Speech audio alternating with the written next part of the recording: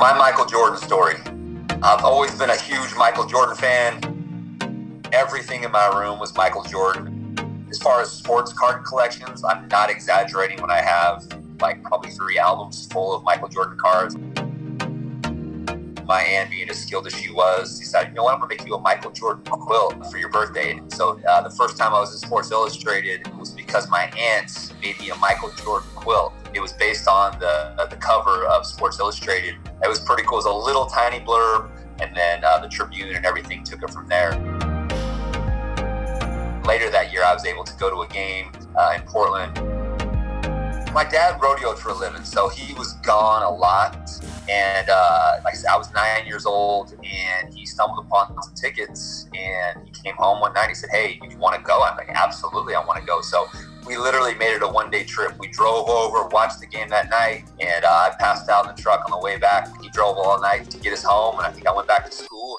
It was so cool because it was the first NBA game that I've been to, and you know, when you go in there and you sit, and still kind of looking up on the Jumbotron and watching it on TV, and then being like, wow, well, he's actually right there. Yeah, I didn't get a chance to meet MJ at all, but my dad had a friend that was part of the staff that actually got a signed Michael Jordan to Cody Pickett autograph. He's not just a regular professional athlete, he's the guy. Actually being able to see him live was really cool.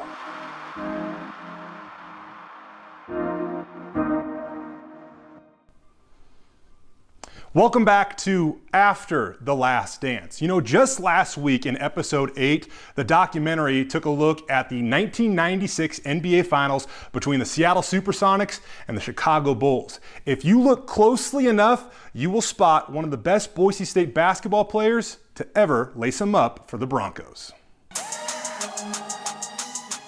Kobe, you've had unique access to the game of basketball pretty much your whole life.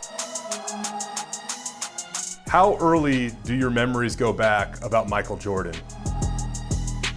One of my first memories was when my dad got the job in Seattle with the Sonics. They were still in the Kingdome. And here is Jordan. We played the Bulls, which only happens once a year with Eastern Conference teams. And after the game, my dad told me that Michael wanted me to, go to the locker room. So I went over there and met him, and he's like, "Hey, little Carl, like wait right here." And so I was in the locker room. He's going into the shower. He comes out, and he brought me over and signed his pair of shoes and gave them to me. That was my first interaction and really my first vivid memory of Michael Jordan. Number 23, Michael Jordan. And then from there, it just took off, and he's been, my favorite player for a long, long time. I mean, what were some of your experiences as being a ball boy and getting a front row seat, quite literally, to the NBA Finals when the Sonics and the Bulls went to battle?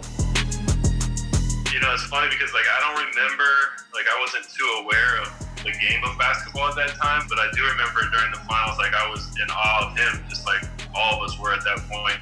Here is Jordan, and Michael Jordan with his third field goal. And I went into their locker room, and I was sitting probably 15, 20 feet away from him, and he was locked in. It was like I wasn't even there. I was just staring at him, hoping to get some type of interaction with him.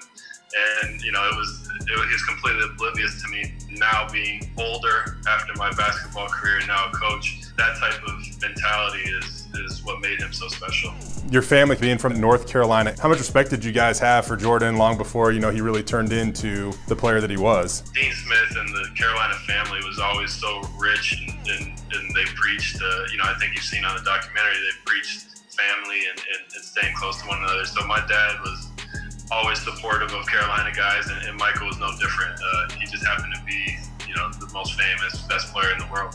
So we hit on some of the stories from earlier in your childhood, but your paths would cross again years later, and this time you actually got to go up against him and play with him for that matter. Because of that Carolina lineage, my dad was able to get me into his basketball camp in Santa Barbara, which they invited the top college players, which I was not, but we were playing there with Darren Williams, Chris Paul, David Lee, all these elite college players at the time. And so I got to be on his team. I got to play against him and guard him. One of the coolest things for me was I wasn't one of the best players there, but I was a good role player. So I was running the court hard, playing hard defense.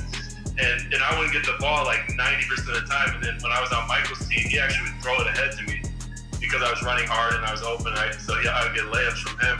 You know, that was pretty special for me. When you sit back and you look at what MJ accomplished, how much does he mean to the game of basketball? Yeah, I think he's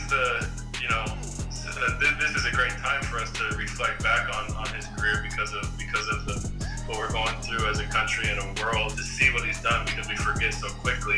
To be a 6-time champion and the greatest player ever, I think he's the pinnacle.